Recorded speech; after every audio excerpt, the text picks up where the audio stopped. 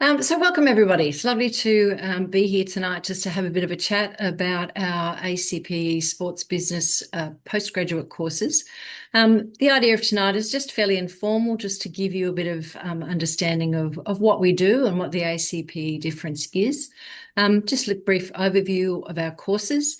We're going to introduce you to one of our lecturers, Alan Shortall, who's an industry-based lecturer, and we're going to have as well hear from a couple of our students just to sort of get an understanding of their experience and how they found studying with ACPE.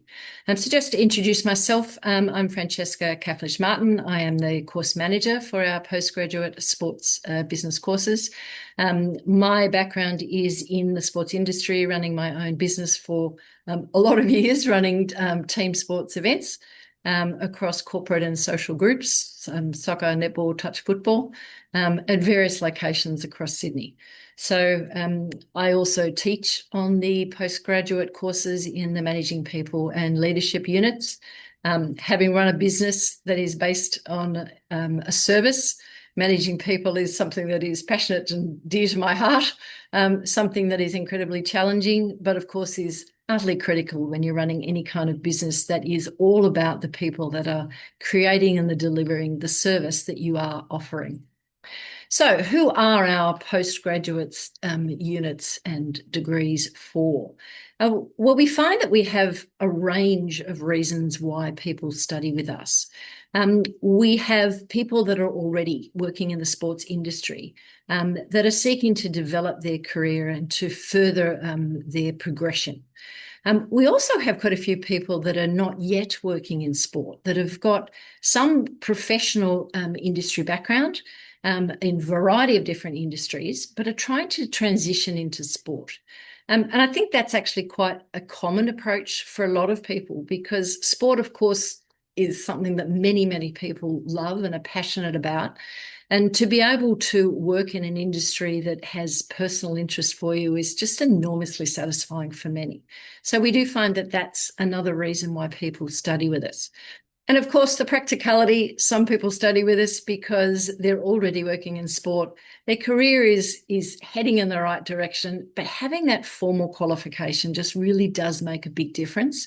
And there is no denying that the piece of paper does give you that solid foundation. So that academic bent is something that as well is very attractive to many. Our cohort is diverse, to say the least.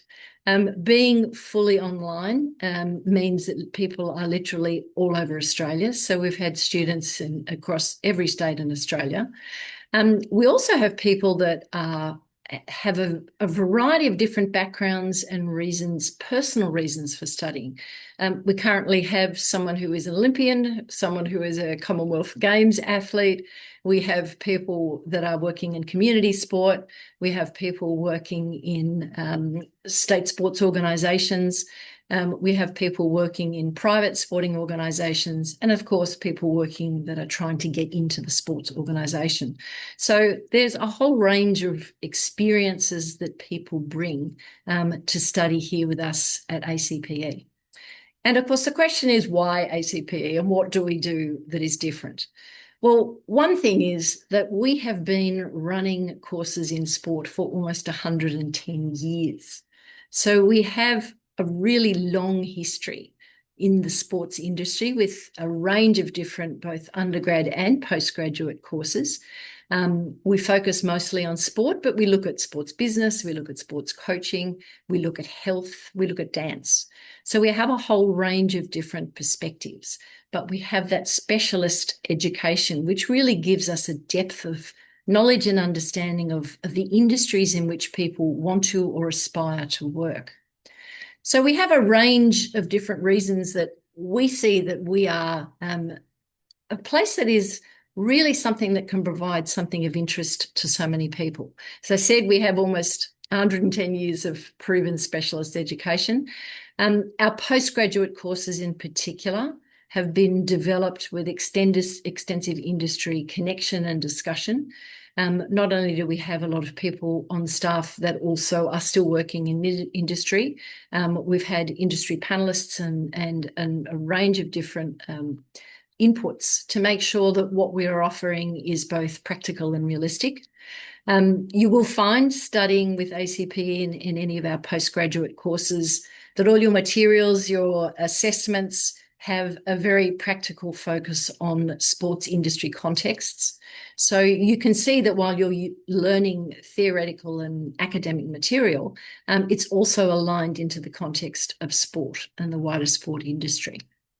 Now, the way that the courses work is that they are fully online. So we have a session, each session being 10 weeks long. And within that time, yes, there are dates when assessments are due, but we also provide flexibility. So that, if you find that life is getting busy and you need an extension, it's no drama at all. If you find that you've got a bit of block of time and you want to get ahead and do a bit of work and front load those 10 weeks, you can do that as well. So there's no commitment for face-to-face meetings, although we do offer one-on-one Zoom meetings at any time to give students support.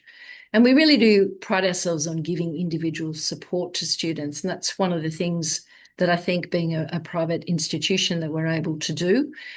We recognise as well that a lot of people come into postgraduate study and they haven't studied for a while, and it can take you a while to get back into that whole theoretical and academic side of things. So we're really here to help you do that. To help you get the research and the referencing side of things, the academic side of things, the theoretical side of things under your belt, but also to see how you can use that with a really practical kind of focus. So we do pride ourselves on being academics that really try and provide one-on-one support to all of our students. And of course, as noted as well, not only myself, Alan, but all of our academic staff have extensive industry backgrounds as well. Just a couple of the practicalities of the courses. As I mentioned, the individual sessions run for 10 weeks, and we have 4 sessions a year with intakes in February, April, July, and October. The graduate certificates, of which there are 5 different specialisations you can focus on. They are 4 units, and there's also a graduate diploma of 8 units. Now, there's a lot of detailed information on each course that you can find up on the ACPE website.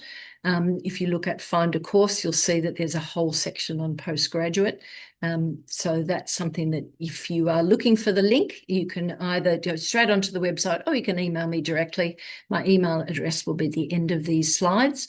I'm very happy to direct people into where you can find more information.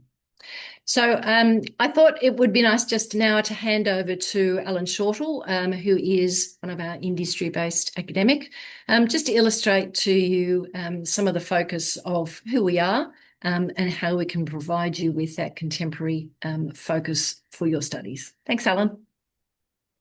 Thanks, Francesca. Great to be with everybody tonight, and hopefully throughout the time that I speak, I can give you some context around what I've done and hopefully what you'll learn from somebody like myself at ACPE. So to give you some background, my current role is, as you see on the screen, General Manager of Elite Refereeing at Football Australia, which is a unique role, trying to deal with stakeholders, which we learn about across some of our postgraduate courses, is an interesting topic at this particular point in time. And as Francesca said, that's the experience that I provide, is dealing with executives, dealing with boards, providing that real contextual piece to add to your studies as you go through.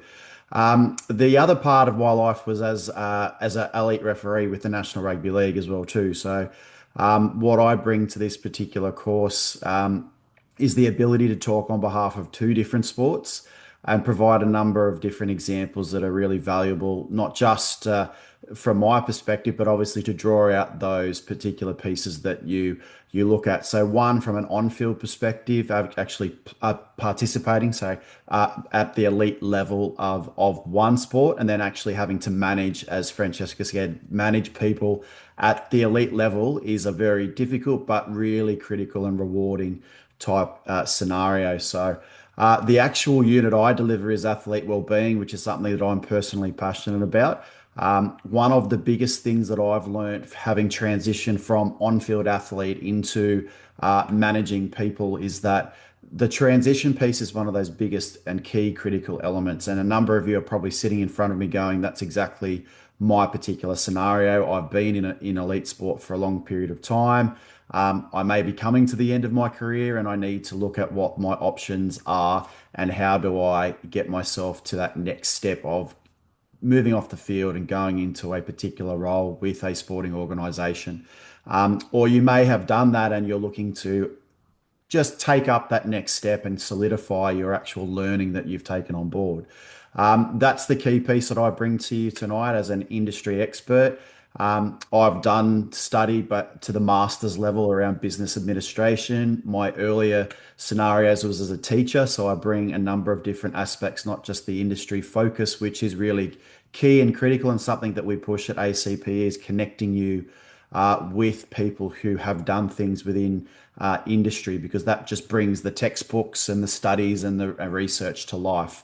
But also, it gives you that capacity to understand what you need to do, what you actually need to take on board, and what I'm doing day in, day out, dealing with those executives, dealing with stakeholders. What are the key and important things? But not just that, it's actually selling the things to people who need to make decisions around what's important in sport, why it's critical that you take on board some of the learnings that we're teaching you today.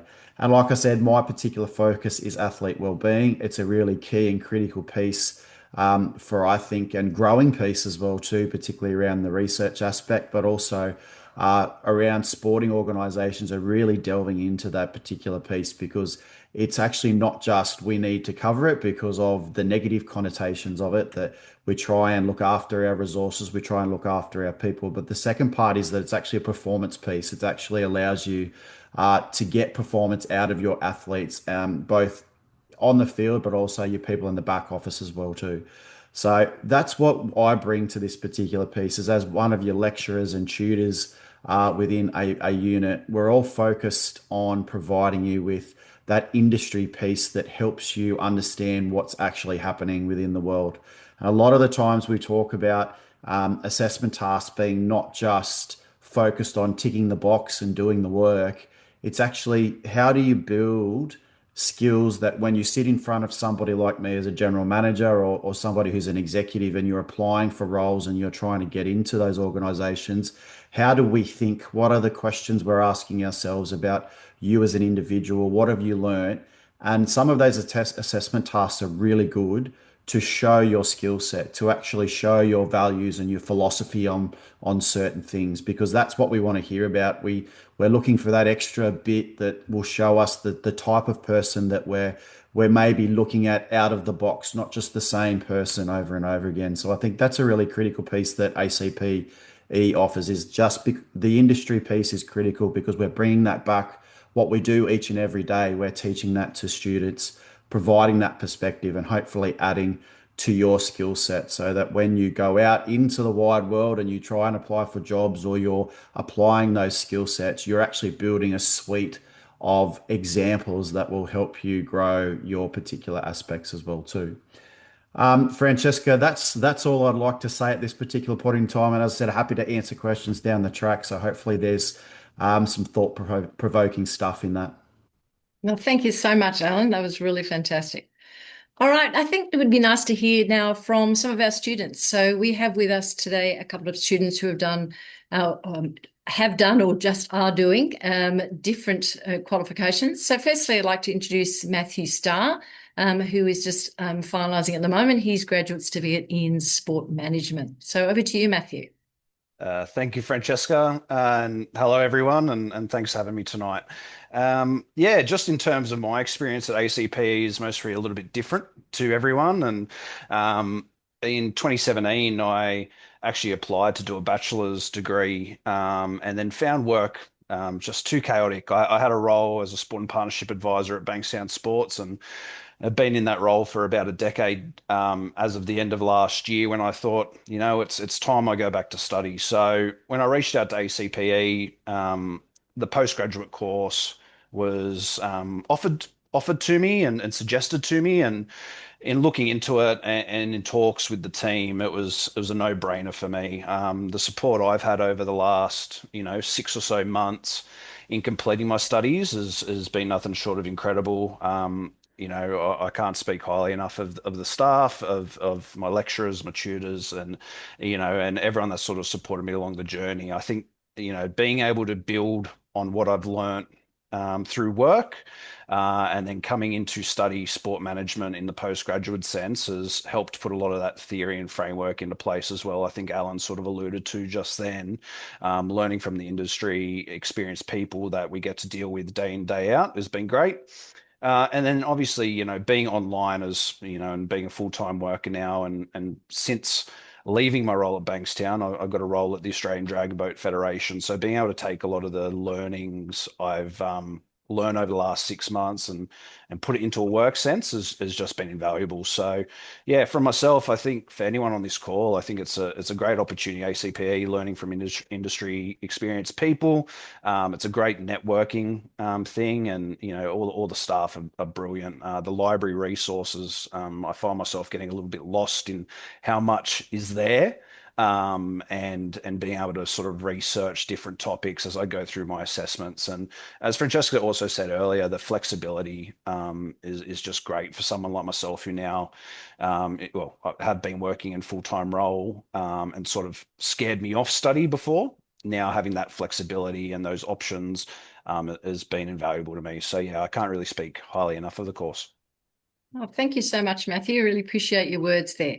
I'd also now like to invite Karen Baker, who has just completed her graduate certificate in sport operations management.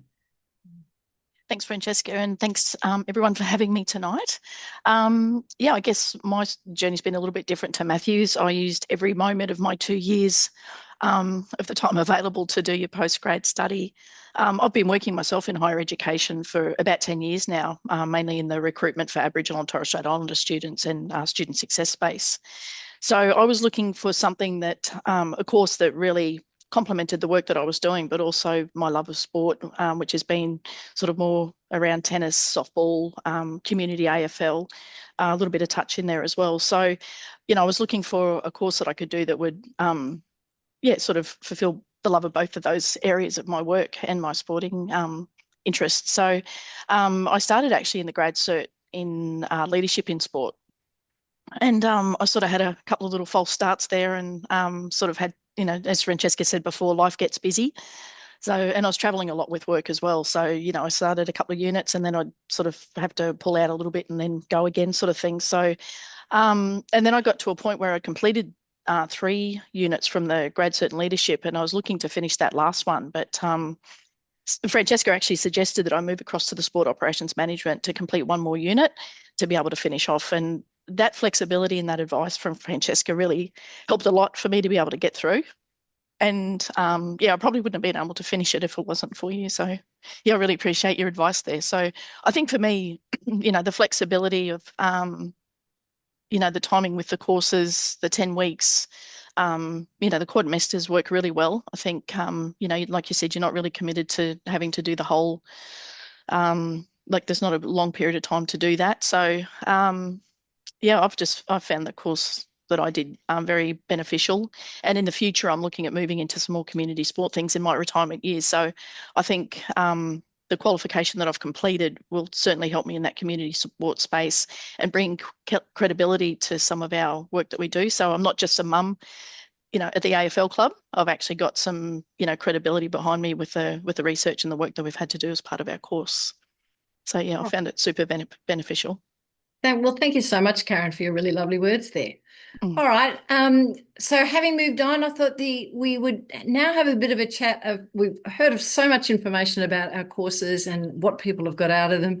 It's always a good thing to have a bit of the nitty-gritty. So I'm going to pass over to Liam Robson, our student recruitment and pathways manager now, who's just going to talk about a few of the practical kind of issues in terms of entry requirements and process. So Liam.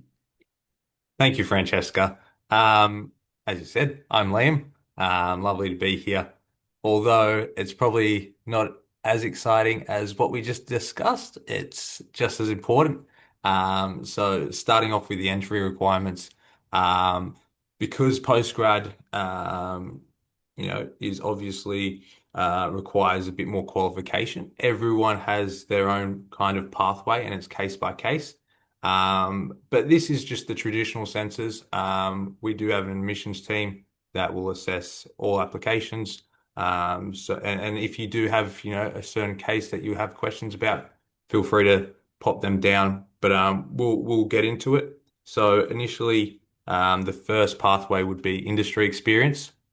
So you're looking at a minimum of 2 years within the industry. And then on the other hand, you're looking at the qualifications pathways. So that includes your bachelor's degree, your associate degree, diploma, and advanced diploma. And with those three, that include you'll need another 2 years of professional experience. And then the final one would be the special entry, which requires the Dean's and HOD's approval. Now that requires a minimum of 5 years relevant experience. And just note the difference, relevant experience and professional experience. You're probably looking at, depending on what your experience is, whether it's, within the industry or just relevant to the industry. Following that, we'll look at the enrollment process. It's pretty simple. You would apply directly through our website. We receive that pretty quickly, and the admissions team does assess that application. You would have a dedicated student enrollment advisor. Once the admissions team assesses your application, you will receive, and if you meet the qualification and entry requirements, you will receive an offer within the 48 hours. Once you accept that offer, you would gain access to what's called Paradigm. That's the student management system. And depending on your circumstances, as we heard from our graduates, each person is different, but you can enroll in up to 4 units. Just note, you would have to complete your ECAP if you were looking at accessing fee help, and that any changes or completing your ECAF would have to be done before the Friday, week 3 of your quadmester. Anything after that, you will be able to change it, but it will be locked in with the government. Final slide, which is probably the most important for a lot of people, fee help. So fee help is a government loan system that's done through the government, obviously. To access it, you need to be an Australian citizen, an eligible New Zealand citizen, permanent humanitarian visa holder, Pacific Engagement visa holder, or an Australian permanent resident approved for bridging studies. It works similar to HEX, if you're familiar with that, in terms of the government covers your fees in whole. And then once you start earning or are earning over $70,000, you start paying that through your employer. But that's basically it from myself. I'll hand back to Michael. Cool. Thank you to all panelists. And thank you to everybody that put in a bunch of questions. We've also got a few questions that people emailed through that weren't able to attend. So first one, and this was to Francesca. Do you have any recommendations on how to balance work and studies? I think that's something that everybody's situation is obviously different. We generally first recommend that for a lot of people, trying to do 1 unit at a time is probably a good starting point. We do have some people that have done 2. We've even got a couple that have done 4, but I think to do 4 at once, you pretty much have to not be working. But the reality is, of course, that, balancing study, work, sporting commitments and family commitments is a challenge. But we do find that because the material is flexible enough and you have everything at your fingertips, the whole 10 weeks worth of material, we kind of recommend that it's a really good idea for people to look at, the dates things are due, look at where the material is spaced and think about what you've got coming up and set yourself out a plan. We're very happy to help people with study tips, with study advice, with how to approach different assessment tasks. And one of the things that we often do as well is provide the opportunity for one-on-one Zoom meetings, so you can just have a chat through about people's approach and the way that people are thinking about whether they're on the right track. We've also found too that, we do find some a range of supports available. So, particularly for the first assessment you do, if you want to send through an idea of a draft, then we're actually quite happy to have a look at that as well. Awesome. We got a question from Judy. I'm currently nope, all good. I'll double check I'm not on mute. Got a question from Judy. I'm currently doing undergraduate studies in exercise and sports science. How can I combine my current degree with the graduate programs in sport business? What careers are available? Well, I suppose the first thing is to think about whether or not, what your goal is and what your dream is and what your desire is, Judy. So, that's a really good starting point. We would probably be looking and having a chat to you about what your specific goals are. And then what I would suggest we would be doing is recommending out of the 5 graduate certificates that we have, which one that we think is going to complement the studies that you've done to date, but also which one is most likely to give you the right direction and build you into the path that you're looking down. As I said, with the 5 different courses, we've got, operations focus, we've got a general sports management focus, we've got the athlete wellbeing focus, we've got a leadership focus, and we've got an ethics and integrity focus. So they're quite different fields of study. Well, there is a couple of units that will overlap. You definitely will find that depending on what your undergraduate study is and what the direction that you want to go, we're very happy to give you some advice on which one would be the one that would give you the best potential outcome. I hope that answers your question, Judy. If you want to add anything further, I'm happy to elaborate. Okay. Next one. How does this qualification help someone move into leadership or management roles? I would suggest that, firstly, having a formal qualification at postgraduate level is a really good starting point. We do have a lot of focus, as I've highlighted too, with sport being a service. It is all about people. So leadership and management really is all about understanding and empowering the people that you have, understanding also about yourself. This is an interesting part of the study of leadership today, that there's a lot of understanding today that you can't lead others until you can actually understand and motivate and lead yourself. So we also do a lot of aspects of self-reflection and finding ways that you can build on your own strengths so that you can guide others in any kind of management situation, whether that's a small team leadership, whether that's general leadership, whether that's, formal management positions. Those sort of areas of focus in that direction is a really good starting point. Awesome. So we've got another one here. What types of organizations do graduates work for? Well, I think that's a really broad question. As we've just heard from Matthew, who was working at the Bankstown Sports Club, now working for Dragon Boats. We've heard for Karen, who's working in higher education and also looking at aspects of community sport. We have found, as Alan mentioned as well, that we've had a number of people that have been professional athletes and are looking to transition into either an administrative or a management kind of role within a sporting organisation. We've also had people that are looking at working at, into the government side of things, because of course the government is a major employer in the sports industry, whether that's at local or state level. So there's a whole variety of different directions that you might find that this qualification can lead you into. I think it is very transportable in terms of there's not one specific job, so it's not necessarily pigeonholing you. But I think that the skills that you'd be provided with and the qualifications you'd be provided with are quite broad. Cool. Just another one here. What is the expected study load each week? Well, we generally recommend if you're doing one unit, the hours that we tend to recommend is about 10 hours of study per week. Of course, people study at different rates, and you might find that there's times when maybe you need to do a bit more when there's an assessment coming. You might find there are some particular topics in a particular week that is really familiar to you and with links to experience that you've had, and you might be able to zoom through it faster.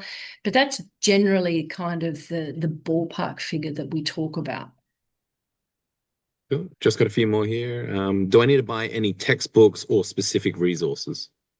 No, because what the fees that you pay is completely inclusive. We provide access to all materials.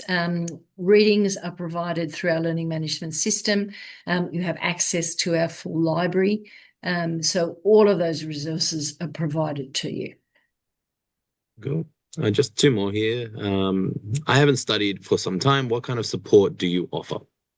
I think this is probably one of the questions that we have more than anything, and one of the areas of support that people need more than anything.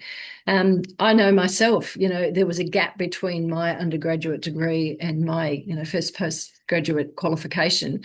And when you get back into study and you haven't studied for a while, it can seem incredibly daunting.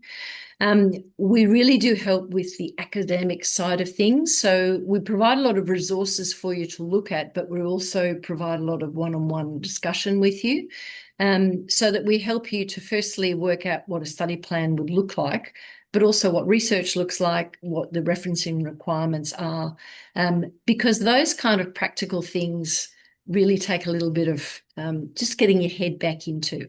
Even something as simple as, or as straightforward as writing academically can be a challenge when you haven't done that for some time.